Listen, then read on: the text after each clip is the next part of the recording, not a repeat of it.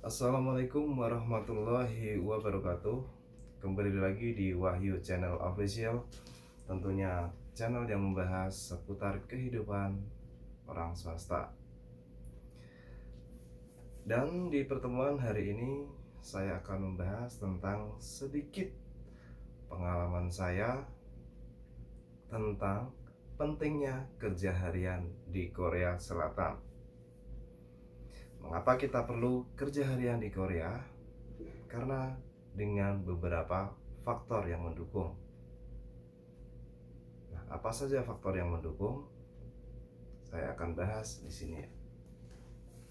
Ketika pabrik kita sepi pesanan dan ketika pabrik kita mau mengalami kemunduran alias bangkrut, tentunya pihak pabrik nantinya akan mem-PHK karyawan yang masih aktif. Dan kita tentunya juga punya kedepannya itu gimana sewaktu tiba-tiba kita dikeluarin dari pabrik, tiba-tiba pabrik sepi, terus kita kerja nggak aturan, seminggu kita kerja 2 hari, seminggu kita kerja 3 hari, nah di waktu luang itu kita bisa memaksimalkan waktu tersebut untuk bekerja harian, entah itu kerja harian di sawah, entah itu kerja harian di pabrik lain, entah itu kita ngikut orang apa teman-teman di sini. Nah, itu kita bisa menambah uang untuk kehidupan di sini.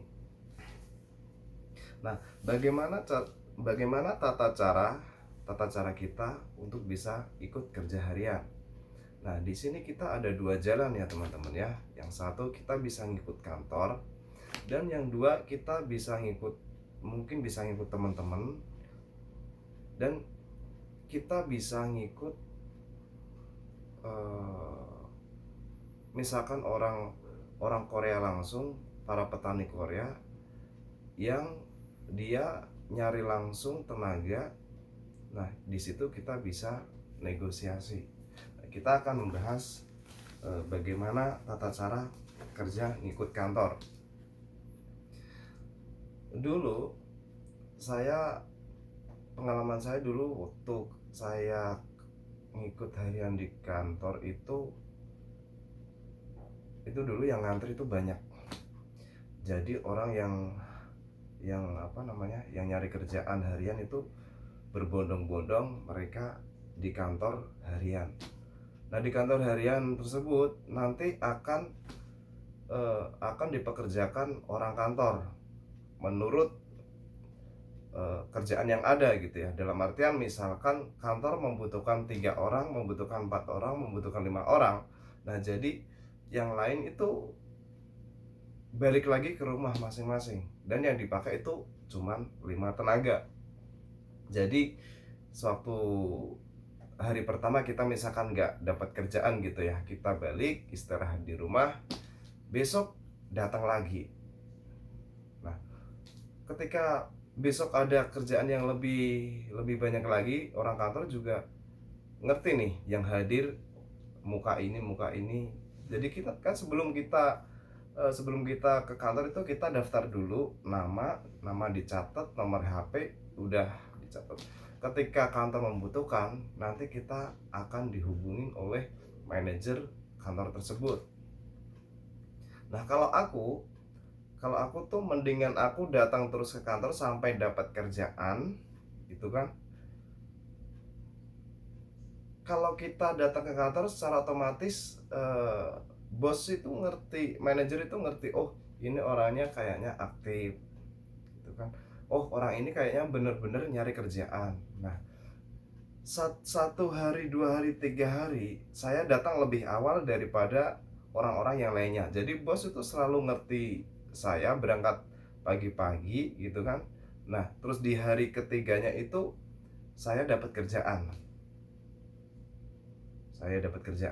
Saya berangkat dari jam 8 sampai jam 4 sore itu. Dulu dikasih bayaran itu 1.200.000-an gitu. Rp1.200.000 ya, bukan won ya. Nah dari situ saya merasa senang kan. Di hari berikutnya ada laporan tuh, saya kerja di pabrik, kerja di pabrik harian ya, di mana dulu di pegunungan gitu ya. Nah si pihak pabrik itu laporan sama bosnya, aku pengen anak ini besok kerja sini lagi. Jadinya kan si bos itu ngomong sama aku, besok kamu berangkat lagi di pabrik situ lagi. Nah dengan kerja kita yang baik, dengan kinerja kita yang disiplin, nah kita rezeki itu mengalir dengan sendirinya di sini. Nggak di sini, nggak di mana gitu ya. Orang itu merasa seneng kalau kita ngisi kerja di situ. Nah habis dari itu aku kan ada kerjaan nih, ada pabrik yang membutuhkan karyawan. Jadinya aku langsung tinggalin kerja harian itu, dan sementara aku ngisi di pabrik yang aktif nanti itu, yang akan aku masukin itu tadi. Itu teman-teman.